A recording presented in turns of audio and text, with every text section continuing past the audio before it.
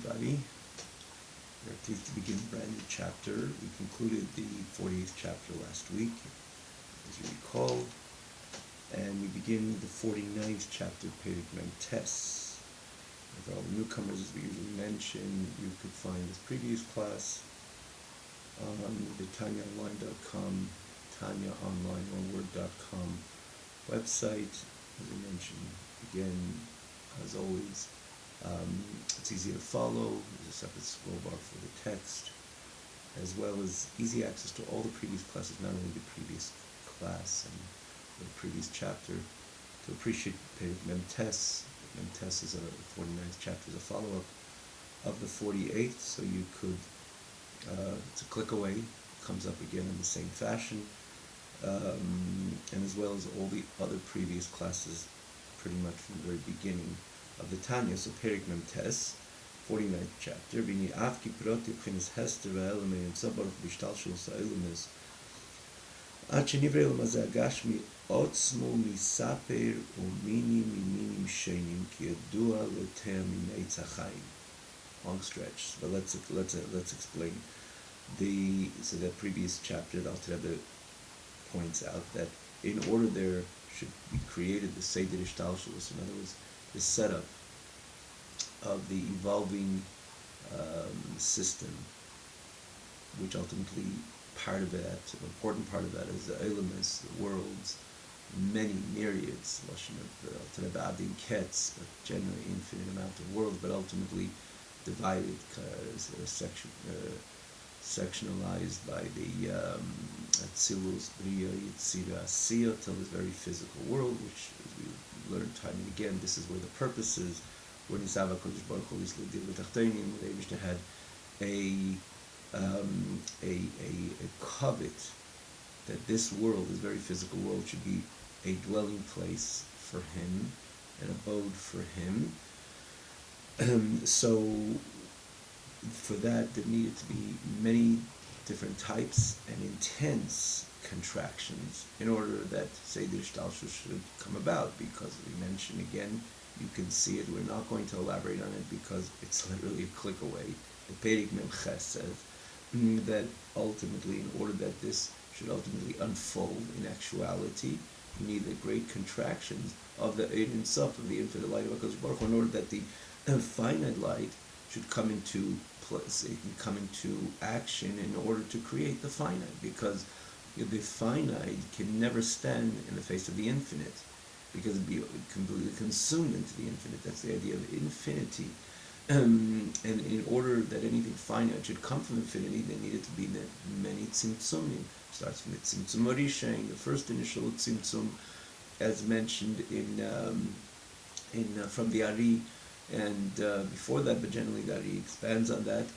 And then there's other tzimtzum. He says minim sheinim, in order that there should be a physical, a finite world, but not only this physical world, but any expression of finitude would never come about in the face of the infinite. There had to be the many contractions. We gave the example that in order to appreciate or to have an electrical appliance work for you, you can't just stick it into the generator. It's too powerful, and it'll have a negative consequence on that device. The energy has to be contracted different ways till the minimal energy which flows through the home and ultimately position it, or becomes that outlet which you're able to appreciate that device, and it would contribute to any of your comforts, whatever the device is, because it's a contracted version of that very potent energy. Because even though what's making it work is not the outlet, as we mentioned last week, it's the energy, the generator, the Sefer Kalamim really is the energy, but the elements would never be able to be created by the Sefer Kalamim. There needed to be many condensements, contractions on that infinite in order that the Ishtalshelus, the evolving system, should ultimately be manifest, and ultimately this very physical world, which is the Tachtin Shein Tachtin L'Matimena, nothing lower, nothing more that expresses the finite more than this physical world. Nothing more within the entire Seder Ishtalshelus expresses the finite, because it becomes a physical world. a mundane world, and then there is, which is again a total symbol and icon of the finite limitation. The table is that big, it's not bigger, and so on and so forth. Even the greater, the grandest beings ultimately are measured. They have a measurement. You mentioned even the sun. It has a certain size. It's not bigger than that. Everything is finite in this world. So how does the finite come from the infinite? Again, so emphatically expressed in this very Eilam Hazeh is because of the many tzimtzumim, many contractions on the Eira Bilti Balkul and the infinite light of HaKadosh Baruch Hu. Again, as we mentioned, and he says, Ki yadu l'teimim meitzachayim, those who taste from the tree of life. And this is the Kabbalah, again, namely, is articulated by the Arizal via his, again, the writings of Arizal we have via his Talmud, his trustworthy Talmud, Rebbe Chaim Vital, and so on.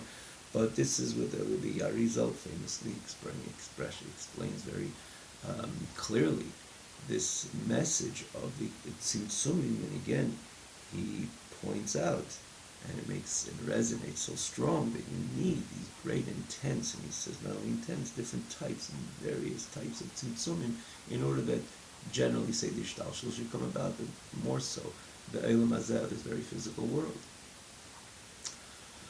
Derech Klal, however, even though we said there's minim shainim, so many different types of tzimtzumim, but generally there's shleisha minim tzimtzumim atzumim klal. They're still divided into three intense general contractions. Lishleisha min ha'elam is clone to three types of general worlds. Now, chol klal, in every klal, in other words, any general encompassing force, there is ribur, in this case, Eilamis as an example, is ribur vavis pratim. There's myriads of tens of thousands of, literally tens of thousands, that's ribur vavis, pratim details. Like every klal has many pratim, many details. But generally there are three. What are the three? In Shleisha Eilam is Biri, Yitzira, Asiya. These are the three worlds of Bria, Yitzira, Asiya, which we've spoken about them many, many times, as you recall. And why doesn't he mention Atzilus? Because Atzilus, that's where Atzilus is Elokus Mamash. Atzilus is Mamash godliness. Now, we did mention quite a few times,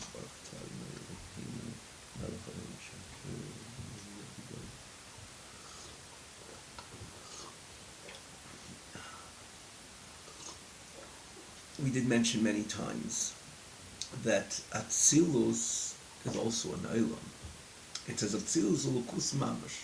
In other words, the message kind of over here, this is where it begins, that Elokus is Atzilus. Now, again, if you break it down, there's no question, Chas v'shalom, to say that the Eibishter, the core of the Eibishter is Atzilus. Atzilus is an Eilam. Atzilus is a world. An Eilam, by definition, as we mentioned so many times, based on the Gemara, Eilam is L'Lashon Halabas. The Eilam is about concealment over HaKadosh Baruch Hu, over anything. That's the Taich Eilam. And then, but generally, any Eilam which is created by HaKadosh Baruch Hu, it's an Eilam which is Mailam Amasti, by definition. It cannot be, in other words, it cannot be that Atzilus is Mamash the Eibishter, because it's an Eilam Atzilus. The only thing is, Atzilus is a transparent world. Atzilus houses, it hosts the Ein Sof, because Atzilus is a Eilam Bilti Balgvul. Everything in Atzilus represents Ein Sofness, if you will. The Rebbe makes it very clear in Sharich Emunah that Malchus is the very beginning where Elokus kind of takes upon itself that facade of Zman Amokim, place and time, space and time. Beyond that, everything is Ein Sof. Beyond that, everything is infinite. So it is a world, but famously known in Kabbalah and Chassidus, Atzilus is a world that the Elokus is transparent.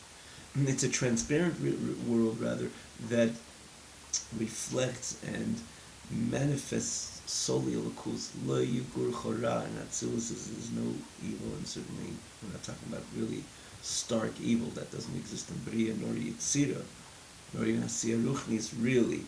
It's the idea that the Haschalus HaYeshus of self nis does not even exist in the most subtle way, which in Bria it can naturally exist. Because it came into a Metzias, Kaviyachol, that is a possibility of a neshama to sit in. I don't know, obviously it doesn't mean physical sitting, but to appreciate a lukus, there has to be some. That's why it says Bria Tzcholas Hayesh. It's the beginning of selfness, but again in a very subtle way. And again, it's about the godly manifestation, but a manifestation in a way of yeshus. Again, as we explained in the past, and it commences already in Bria, in Atzilus Leibul Chora. It's solely a lukus. It's solely a great projection of a lukus in a way that nothing covered. Every midah of Atzilus is believable, Chesed is believable, and Gvura is believable, meaning it stays infinite.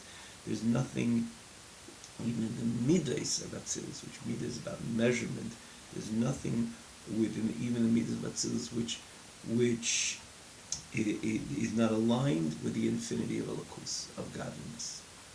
It's only Malchus again attains that concept, that whole notion, Zman Makim, again, like Dr. Rebbe explains, Shaykh B'Emunah. Therefore, when he speaks about Eilam, he does not include Atzilus, because Atzilus, he says, Hu Elokus Mamash. This is Mamish godliness. Now, there's so much more to talk about, explain what is again this message, but we did speak about it in the past, myriads of times. What is something we say it's not a lukus, that it is something else. Even it kind of transmits a lukus, and neshamas would appreciate Gan Eden Ha'elin Zinel Mabriya Gan Eden Hatachn Zinel Mayitzira. All these happening things again says that there's something happening very godly, true, very godly occurrences, or very much godly experiences, but nonetheless experiences there are. That's when the lukus becomes in a state of an mitzias, even again a subtle mitzias, in order that all these things should transpire and occur and be experienced. Neshamis, malachim, and so on and so forth. Nenim, yeshvim, nenim, and that's why it's ziv hashchina.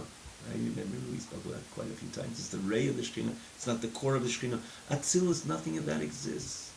And there's no is in Atzilus other than the is of godliness. It's kulei lukus. It's all transparent. In other words, what is manifest in Atzilus is a lukus mamash, is mamash godliness. The purity, the authenticity of godliness is what Atzilus is all about. And we spoke about this probably a few times. And therefore when he speaks about Eilamis, he speaks about Bria, Yitzira, Asiyah. And because Atzilus is a lukus mamash,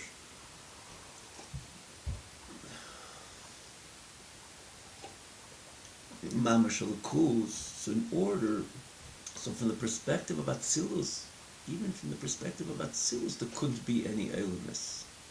Bria Yitzira, how much more so Asiyah, and how much more so Eilam Agashmi, in the face of Atzilus, that couldn't be. So because Atzilus houses the Ein Sof, so in the face of Atzilus, here the Alter Rebbe puts it, in the face of Atzilus, there could not be any Eilamis, because Atzilus houses the Ein Sof, and in the face of infinity, nothing finite can exist. So how do you have the Eilamis Bria Yitzira Asiyah from Atzilus? Answer: there needed to be these great contractions which contract the intensity of the Eid of Atzilus in order to create the subsequent worlds, B'ri Yitzira Asiyah. So the Eibush had to be mitzamtzim himself. So in the bigger picture, and again, I don't want to be mad because we point this out, but let's just even this point in the very bigger picture. In order to create Eilam Atzilus, you also needed a great tzimtzum. Because Eilam Atzilus is an Eilam, and there's nothing in the face of Ein Sof, even Atzilus, Chesed Atzilus, B'ri Gvura Atzilus, Das Atzilus, these things, these descriptions, and even in the totality of the Eilam, Atzilus, because it's an Eilam, cannot exist also in the grand Ein Sof. So in order for Atzilus to come into being, also you needed the great Tzimtzum, and this is the famous and known Tzimtzum, the original Tzimtzum, which is the Chalal, which we spoke about in Perik Memches, which is the original Tzimtzum Harishin, as it's called, in order that any part of Seder Ishtalsha should come to being. How much more so Atzilus, which ultimately is also an Eilam. But here, in this context, if you see Atzilus, he begins with Atzilus. Because in the end of the day, Atzilus still, even Atzilus, again, which is an Olam, it still contains and it expresses, not only houses, but it expresses the full intensity of the Ein Sof, of the infinite light of HaKadosh Baruch Hu. So he begins from Atzilus, and he's saying from the perspective of Atzilus, Bri, Yitzira, Asiya can never come about without these noted contractions. And that's what Alter Rebbe continues. They live in order from Atzilus. There should be created the Elam Abriyo, and what goes on in Elam Abriyo, and there's Neshames, Malachim Elyonim. These are the souls and the supreme angels, Asheridos, or Mashem B'chinas Chabad, and Mislapshim Bahem, that their service to HaKadosh Baruch Hu is based on a profound and clear intellectual appreciation of Elokus, as we explained a number of times. And namely, we had this in Perek Tezayin, and then Perek Lamed Tes. It was where the Alter Rebbe explains that because the from the Elam Abriya, the way the energy flows or is represented in these subsequent worlds, from Bri, Yitzira, Asiya, each one carries another type of energy from Atzilus, and we, or as Lashon in Kabbalah, the Chabad, the Atzilus, namely the Bina Das, the Atzilus Nes in Elam Abriya, which again, this is the cognitive, Chabad is the cognitive faculties of the human being, as an example, Chochmah, Bina Das, wisdom, understanding, and knowledge. Other terminology is given, but in a nutshell. So where does it come from? Everything stems from the Eilamis Shalamayla, like Alter Rebbe writes in Perek Gimel, starting from Atzilus, where there's the 10 spheres, Chochmah, Bina, Das, and then Chesed, Gvura, Tiferes, Netzach, Yisei, Malchus. This is Chochmah, Bina, Das of HaKadosh Baruch Hu himself, Chochmah, Ubinosei, and Daitoi, and then eventually begins this. So it's explained that that the Chochmah Bina, the intellectual faculties, Kaviyachol, so to say, HaKadosh Baruch Hu, Nes and Elam Abriya, what does that mean? And as he explained there, and in brief over here, that the whole experience of Elam Abriya are these entities, the Neshamas and Malachim, which they connect to HaKadosh Baruch Hu on a profound and deep intellectual manner, meaning to say they have a comprehensive understanding of Elokus, because the Chabad of Atzilus Nes Mikanan of Elam Abriya, and this is the very reason why this is called Gan Eden HaElyon, because it's a very deep an appreciation, and understanding, and perception of Elokus. So their whole Aveda to HaKadosh Baruch Hu, even though it's interesting, the Aveda term Aveda is really a unique term associated with Elam Hazeh, because there are different forces within Elam Hazeh. The wind's blowing the other way, and we have to overcome them, and therefore it's an Aveda, but nonetheless, a service, an expression of submission to HaKadosh Baruch Hu, an excitement with HaKadosh Baruch Hu naturally exists. For that matter, primarily, even in comparison to Elam Hazeh, the Alter Rebbe has a lashon that we will never, and neshama, as it's invested in a body, will never appreciate, and the Avabiyah would never be able to express such a deep and profound love to HaKadosh Baruch Hu, or fear and reverence of HaKadosh Baruch Hu, the way it experienced on high. So from a certain perspective, it's true Aveda.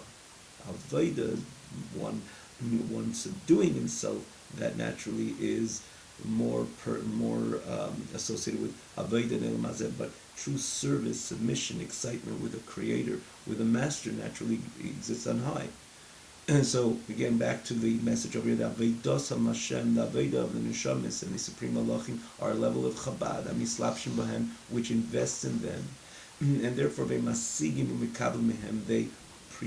and understand and they receive from the Chochmah Bina Das of HaKadosh Baruch Hu. Now the question is, how does a Chochmah Bina Das, which is part of the Atzilus experience, which is part of Elokus Mamash, like he says over here, how does that manifest in Elam HaBriya? How does it come Kaviyachol to a Metzias that Neshamis and Malachim, which are ultimately created beings by HaKadosh Baruch Hu, to be able to understand and perceive Elokus and be excited about Elokus? And again, and there's a lashon there in Tezayin, and namely in Lamed Tes, they have a very special and unique and lofty type of service to HaKadosh Baruch Hu, because as a result of their profound perception in Elokus, But in the end of the day, how does the Eilam Abriya appreciate or connect with something which carries the total, the total in a total expression of infinity? It represents, and it expresses itself in a manner of Ein Sof. Like we said, everything about Atzilus is Ein Sof. So if it's Chochmah, Atzilus is the Chochmah is Ein Sof, and Bina is Ein Sof, and Das is Ein Sof. Infinite, Ein Sof, that is infinite. And how does that come down? How does that manifest in Eilam Abriya? Answer, and not only manifest in Eilam Abriya, but the Neshamas and Malachim are able to understand the Lukus, appreciate it, and get excited with it. That shows it's very much of a condensed version. Because it was just the expression of the infinite of HaKadosh Baruch Hu. Anything finite, including a neshama and even a supreme malach, would be consumed into the infinite energy. It wouldn't have a noah, appreciation, understanding, and grasp. That must be, again, a very much of a condensed version. They should be able to maintain their composure and understand and appreciate the lukus and be excited about the lukus. That has to be that cannot be the Chabad of Atzilus, the way it's in Atzilus, and that expresses itself, and again, in an Ein Sof manner. So how did that all happen? Answer, there needed to be a very intense contraction from the experience of Atzilus in order that the Chabad, the Atzilus, should be ultimately manifest in Eilam Abriya. Then the so too mi Briya li Yitzira. And so too when it comes from Briya to Yitzira, the energy of Briya is still too powerful in order to form, in order to create this world and experience of Yitzira, which is far inferior than even Eilam Abriya, as we explained a number of places. Also, Yitzira is where the Gan Eden Tachten is. It's Gan Eden, but the lower level of Gan Eden. And then the reason how from Briya to come about then Eilam HaYitzira and the entire experience of Eilam HaYitzira, because again there needed to be yet another tzimtzum, another contraction. Because just a minimal light which invests in Eilam Abriya, in the face of Eilam HaYitzira, this which invests, this energy invests in Eilam Abriya is still considered infinite in the face of Eilam HaYitzira. Is it truly infinite? Obviously not, because only Eilam HaTzilus houses and expresses the infinity of HaKadosh Baruch Hu. As we mentioned before, that in order for the Eilam HaTzilus should be manifest in Eilam Abriya, or to create and establish the whole experience of Eilam Abriya, there needed to be a tzimtzum, and not stam a tzimtzum, but a tzimtzum otzum, a very intense tzimtzum. And therefore, Eilam Abriya is not purely Ein Sof, but Legabei Eilam HaYitzira, in the face of Eilam HaYitzira, it is also considered one way or another Ein Sof, and therefore there needed to be yet another contraction from Eilam Abriya into Eilam HaYitzira, in order that Yitzira again should come about, and the entire experience of Eilam HaYitzira, which is very much a inferior Eilam, inferior world in the face of it, in comparison to Eilam Abriya. And there couldn't be any manifestation from Briya into Yitzira, an investment into, again, creating and allowing Eilam HaYitzira to be the Eilam HaYitzira with all that goes on in Eilam HaYitzira, only through Tzimtzum V'Helam, again, another contraction, another concealment, condensement on the spirit and energy of Eilam Abriya. So to Mitzira, the third Tzimtzum, Mitzira L'Asiyah, from Yitzira to Asiyah. Because again, Yitzira in the face of Atzira also carries a certain, also Ein Sof, in other words, a comparison to the total expression of finitude in Eilam Asiyah, particularly Eilam Asiyah Gashmi, the very physical Eilam Asiyah we mentioned a number of times is brought. There's the spiritual Eilam Asiyah, and then there's Eilam Asiyah Gashmi. Here he groups them together from Yitzira to Asiyah. There needed to be another tzimtzum. That's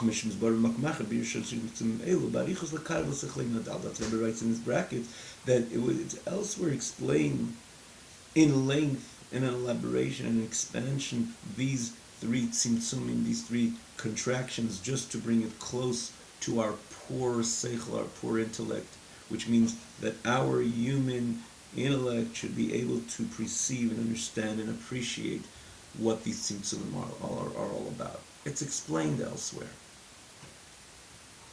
But, and as opposed to here, the Alter Rebbe says, I'm saying this in brief. What's the message over here? What is the Tachlis Kol HaTzimtzumim? What is the ultimate objective of HaKadosh Baruch Hu? To go through this whole process of tzimtzumim, of contractions, in order to create the physical, crass body of the human being, of the Yid as an example. That he should subdue the Sitra Achra, this little Yidel at the end of the game, which finds himself in Elam Asiyah, which is a clear production of all these great tzimtzumim. This is the ultimate purpose. So Atzilus is mitzamtzem itself, in other words, condenses its great infinite light in order to create Bria. And then the next tzimtzum in order to create Yitzira, and the next important tzimtzum in order to create Elam Ha'asiyah. But for what? Why is the Eibishter doing all this? Why is he contracting his infinite light time and again and yet again and again in order to create that little Yidala, that body in the physical body of this human being, in this case the Yid, Uli Kafya, it's every human being, but namely primarily the Yid, Uli Kafya L'Sitra Achra, and for that we understand how intense this tzimtzum had to be. Because everything about the mortal human being is finite. Everything of the mortal human being is finite. If it's his intellect, his emotions, naturally his physical build-up is all limited and finite, how tall he is, how everything, every detail of the human being is finite, certainly in the face of the infinity of HaKadosh Baruch Hu. In the face of the infinity of HaKadosh Baruch Hu, nothing could exist. Even Bria cannot exist. How much more so a physical human being? Impossible. So there needs to be these myriad amount of contractions in order that all this should manifest. But what is the ultimate objective? That there should be created a human being, and this human being should walk the face of the earth, which this whole Elam Hazeh, again, is also a production of an extremely intense, different and new, even different levels of tzimtzum, as explained in a number of places, that from a certain perspective and point of view, even though kind of the first quantum leap jump is from Elam Atzilus into Elam Abriya, but nonetheless, these are all still spiritual worlds, including Elam HaYetzirah, and even including the spiritual Elam HaAsiyah. In order that a physical world should come into being, it says in a number of places in Kabbalah and Chassidus, a total different type of contraction needed to unfold. Because you're dealing with creating not only a spiritual world which has so many limitations and definitions and distinctions to them, but a very physical world, a crass physical world, as we can all appreciate. This is a total different phenomenon, a total different dynamic, and therefore different and much more intense. It needed to be much more intense tzimtzumim in order for this very physical world to be created. And it was created. And what's the purpose? That there should be the Gufa Adam, which is again another finite entity, should walk the face of the earth and to subdue the impure forces, which again encapsulates the entire Avodas Hashem, the service of the Yid to HaKadosh Baruch Hu. And that there should be the advantage of the light coming from the darkness, which this is what ultimately Hashem appreciates.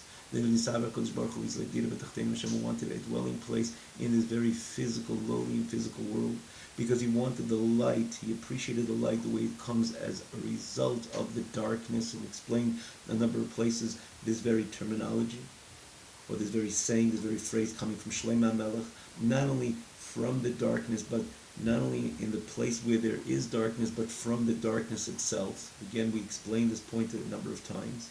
And how does it come to expression? How does it come to fruition when Ba'alei Sa'odem es nafshe l'kis v'chayunis v'ulevusheh v'kol ha'kechas ha'guf kulim l'Hashem b'vadei? When man elevates, sublimates everything about himself, starting from the nefesh l'kis, which because it invests in an animal soul, in a physical body, also needs to be sublimated. The next thing needs to be refined, even though it's a power of Elokus, but nonetheless, because of its investment in the animal soul and the garments of the animal soul, also has to be elevated. And certainly the Nefesh Chayun is the animal soul itself, to be refined, elevated, sublimated, and all its garments and all the energies of the body, and everything, every detail, to be elevated to solely to HaKadosh Baruch Hu Kinal Barichas, like we mentioned before. That is the purpose. And that's the reason for all the tzimtzumim, that in the end game, there should be a physical world, and a Yid doing his Avodah in this very physical world, elevating, refining, and sublimating everything for towards HaKadosh Baruch Hu, for HaKadosh Baruch Hu. That's the ultimate purpose. So the ultimate purpose, Kaviyachal, if you think about it from this perspective, that if there wouldn't be in HaKadosh Baruch Hu's mind the interest to create this very physical world, and within this very physical world, the Yid, to do his Avodah, he would never start the process, never start the procedure of Tzimtzumim on the onset. There would never be Be'elam HaBriya, even the Briya, a lot going on in Elam HaBriya, it's Gan Eden HaElyon, and as he said, the Neshamis and the Malis Malachim Elyonim, these supreme Malachim, serving HaKadosh Baruch Hu in this very unique fashion. And then Yelam HaYitzirah, there's Gan Eden HaTachtim, where there's also Neshamis and there's also Malachim, a lot happening in all these spiritual worlds. But Hashem would never begin the process, hence they would never be created if HaKadosh Baruch Hu would not have his mind on the end goal, that this physical world should be created, and man, the Yid, should do his Avodah. He would never start the process. Because Tachlis Ishtalshus Olam is this experience is the ultimate purpose of all of creation, of all the Olamis, of Bri, Tzira, and Asiyah. And what the Alter Rebbe, we will stop over here, but the Alter Rebbe is getting to over here in this whole build-up of the Yids, appreciating all this, ultimately what Hashem did for him, and he is the center of all creation. And Hashem was ready to contract his infinite light, contraction after contraction, all to reach out to this little Yidel, for him to do his Avodah. How this is supposed to elicit and extract a reciprocal expression from the Yid to Mitzamtzim himself, to condense and to contract himself in order to climb the ladder and to try to connect on high, ultimately to HaKadosh Baruch Hu himself, again, in the very same fashion, that just like Hashem left everything what Hashem represents, which is Ein Sof, the infinite, and again pushed himself one level after another level just to reach out to the Yid. So the Yid again reciprocates in the same fashion that he pushes everything on his side, ultimately to be Davik to HaKadosh Baruch Hu, to Kli to HaKadosh Baruch Hu, as we're going to Be'ez Hashem learn in detail this coming week. Have a wonderful night.